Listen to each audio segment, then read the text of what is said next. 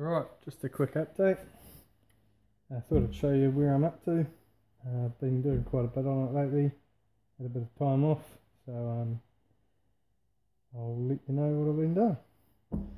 Right, so firstly, you would have seen in the first video, the third video, sorry. I had a mount that mounted onto that. I found it was sitting about that sort of distance away from the barrel. The ergonomics just didn't feel bad, but it just felt a bit weird. So I decided that the previous SKS Bullpup that I built, I used the original safety back here, and that was fine. It wasn't really an issue.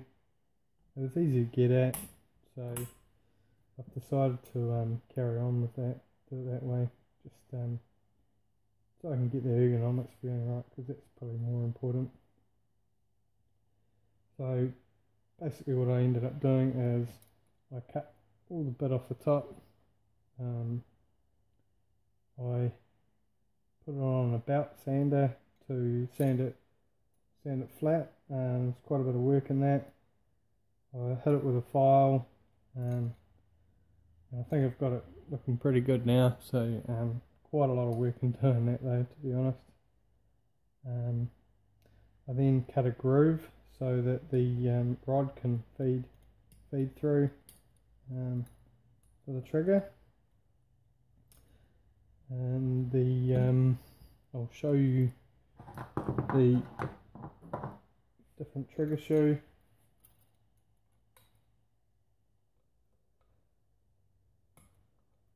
I actually took it off the original stock that I made. The other one that I made that I was playing around with. Quite a bit of time in making the shoe and making it work, so I figured rather than waste it, I'll try and use it, and it's worked out quite well. So here it is here. Show you a bit of a close up. The spoke threads through the hole. There's a recess there, so the end of that spoke can sit down there, and so it can be flush. And I've chewed it out a bit out here because the trigger shoe is thicker than what the material is on the end of the spoke, so it allows it room to move freely. Gave it a bit of a polish, so it looks a bit pretty. Okay, so pop that back in there. I also changed the location of the trigger pin hole. I found it was too far back to get enough leverage. You also need to be able to, the trigger needs to be able to move forward quite a bit too, so that I can get a decent pull from it.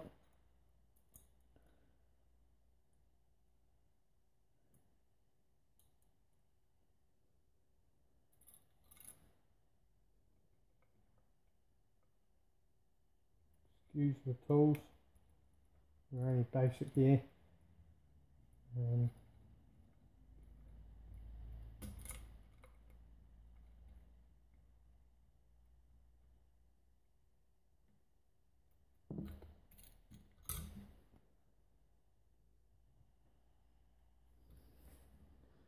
Okay, so with that fixed on there, that's cool. That'll work. I've also joined the spokes. I initially thought I was going to TIG weld them. I had a lot of trouble with TIG welding. I'd get them quite close, and then they'd melt before I could get a decent join. I couldn't get the amps down low enough on my TIG welder, so I had to come up with a different plan. So what I ended up doing was I chopped the end of the threaded end off one of the spokes, and I've got a couple of these springs, and they thread on, and with a little upturn on the end, I managed to poke to show you this. Managed to poke them through the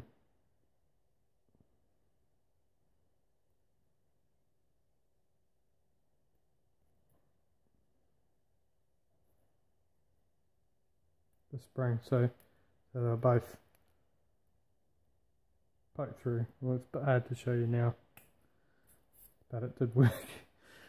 So I had, so if you can see from this, there is the spring, it's threaded in from that end, and it's upturned around that spring, and this one's threaded in from the other end, it's upturned around there.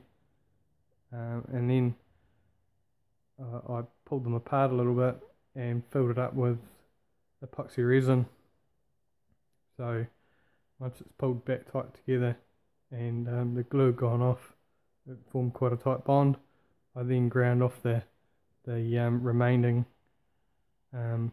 piece of spoke that was sticking up, just to sort of smooth it out a little bit. So now we have an extended spoke with a link in the middle, which is pretty permanent. So it actually feels really good now. So that's what I ended up doing with that. I then needed a way to mount this trigger assembly, trigger and grip assembly to the receiver. So I've got my front all rail. I made a plate to go on to this rail. There's a lot of time in that. Has a couple of bits of angle in here which are screwed through into the inside of that rail. That's been threaded, those two holes been threaded, so that is removable. These are then pop riveted through. You've got two bits of angle there, so that joins onto the rail, and these ones here form a mounting point for the trigger grip, the trigger and grip group. So I'll show you how that goes together.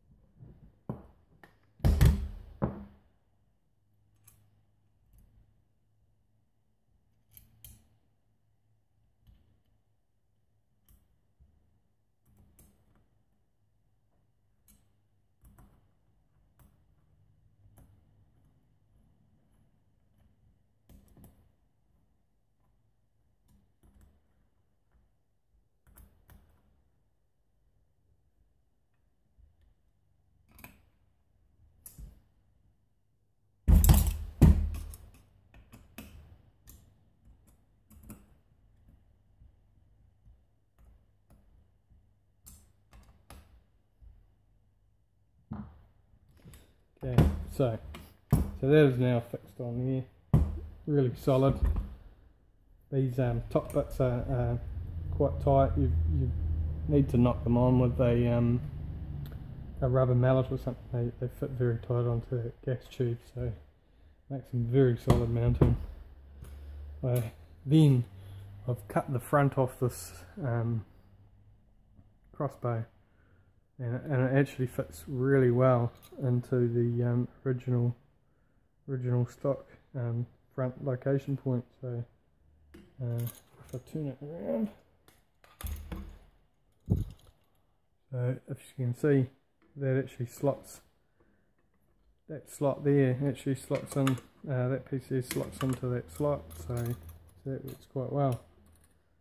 I'll then line up these two holes.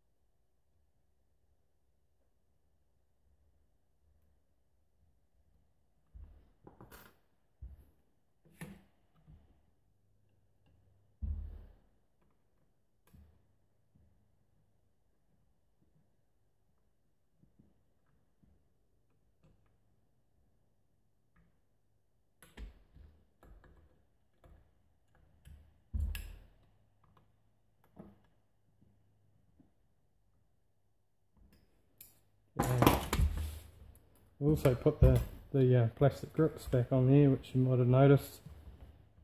Sort of figured it's about time I do that. Now, as you can see, show you what I've done with this trigger linkage. So I've pushed this pin out, punched that pin out, and replaced it with a 2.5mm cap screw.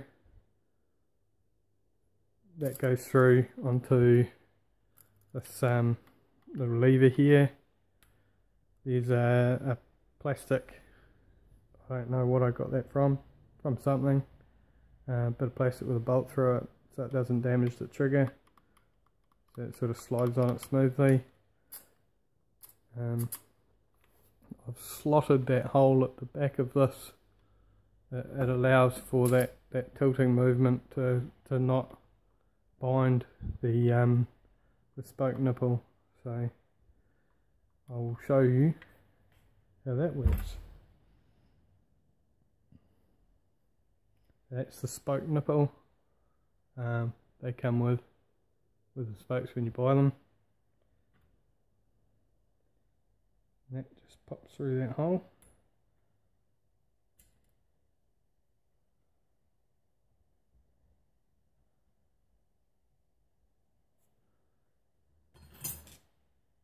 And with a screwdriver I can adjust it. They have a slot in the end that you can stick a screwdriver in. Oh, it's not focusing. You can see that.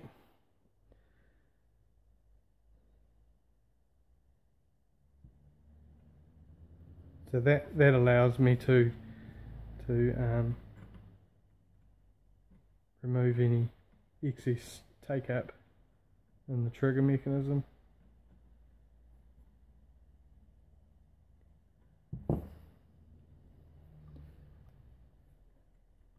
Now you can see how that moves.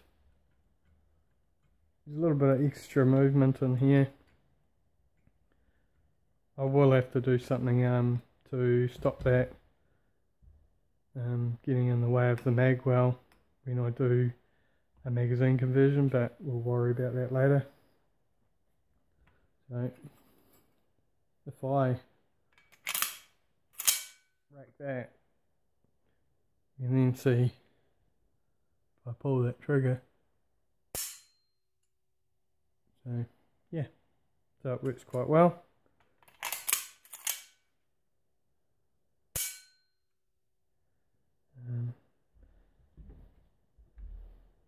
This plate also, I forgot, I need to put this other plate on the front, which just helps to hold it a bit more securely, holds it at the front.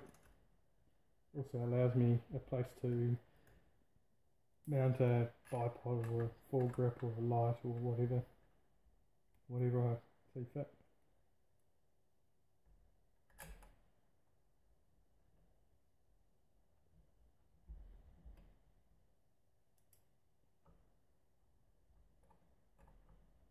The next update, I will be working on the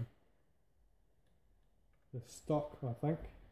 I'm thinking of wrapping it with some aluminium sheet to allow access to the magazine. I was initially going to do it with fiberglass, but I think aluminium will be a lot simpler and probably a lot more durable. I have this butt pad off a Tikka actually. One of my other rifles. I upgraded the butt pad, so I think I'll use this with it. It'll just give it a nice finishing touch, make it look nice and finished. I have to make sure it's of 30 inches long, so that I don't get in trouble with the arms officer. I also need to make sure that I connect this trigger, this pistol grip to the stock, so it forms a thumb hole stock style sort of stock. So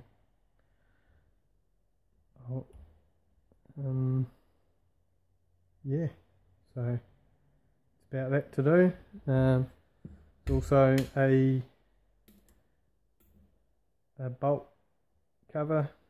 Kind of need it because you've got to rest your face right here, so it's nice to not to have stuff ejecting right in front of your face. It can eject off to the side. Mount some optics. Once all that's done, it'll be a test fire. Make sure this thing works, and then we'll move on to do a few tidy up things. So yeah, see you next time.